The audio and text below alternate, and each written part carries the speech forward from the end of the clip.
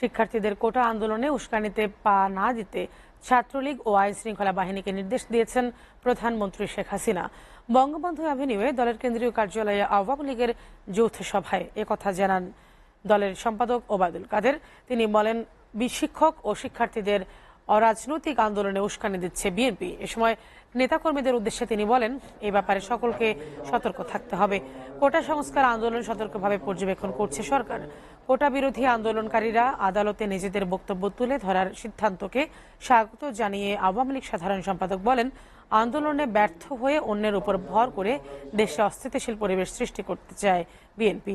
এছাড়া সব পক্ষের কথা শুনে আদালত বাস্তবসম্মত সিদ্ধান্ত নেবে এমন আশাবাদ ব্যক্ত করে ওবায়দুল কাদের। কোটা সংস্কারের দাবিতে শিক্ষার্থীদের একটা আন্দোলন চলছে, পাশাপাশি পেনশনের বিষয়ে শিক্ষক সমাজেরও একটা আন্দোলন কর্মবিরতি চলছে। এই দুটি কর্মসূচি চলমান অবস্থায় আমরা খুব সতর্কভাবে পরিস্থিতি পর্যবেক্ষণ করছি।